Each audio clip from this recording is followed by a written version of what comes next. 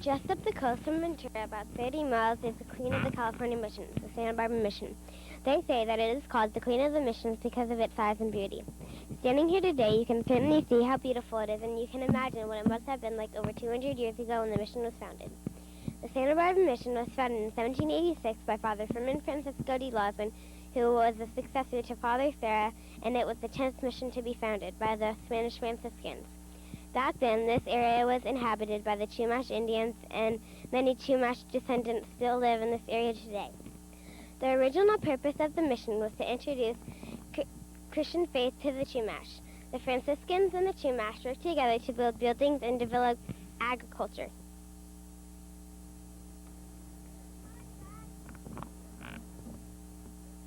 The mission was built of sandstone that was quarried by the Indians.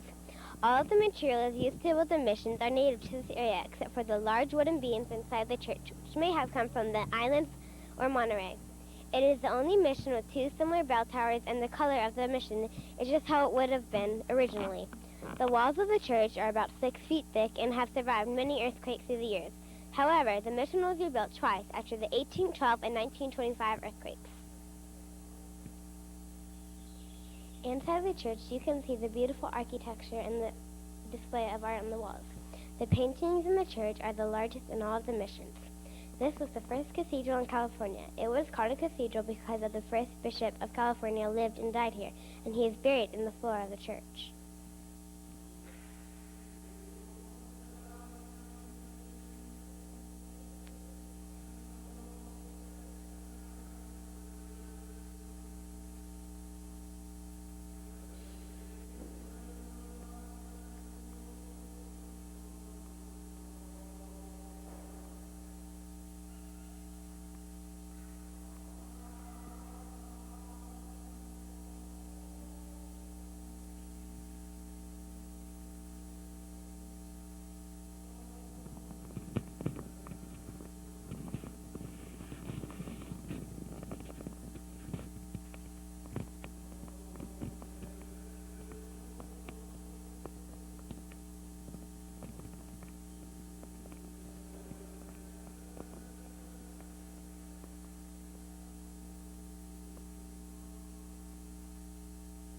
The cemetery is located on the side of the church and was built in 1789. It is marked by the small carvings above the door. Many of the Santa Barbara's early settlers are buried here, as well as about 4,000 Indians.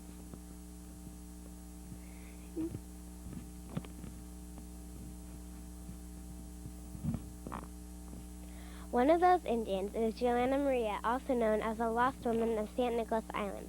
The story of her life is written in a book called Island of the Blue Dolphins. I read this book early in the year and I like it. Her story really gives you an idea of what life might have been like back then.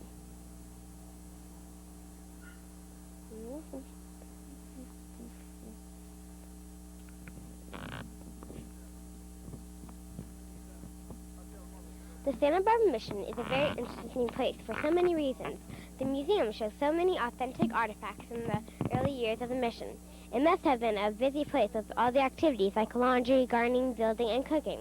The mission is a tribute to so many different traditions and backgrounds. Today, the Santa Barbara Mission is a beautiful picture of all the cultural diversity that is a part of California's heritage.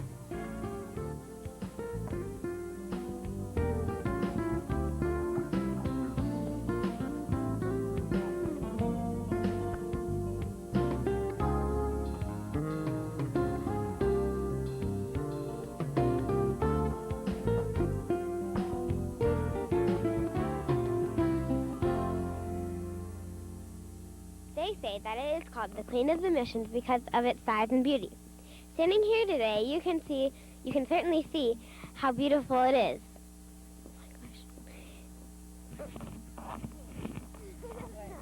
I couldn't see it. Just up the coast from Ventura, about 30 miles, is...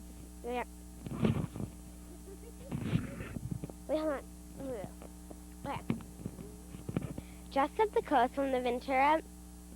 What the heck is that? Oh, that's weird. Christianity. Wait, Christianity? Yes. Christianity. No, that's not it. Sorry, my nose.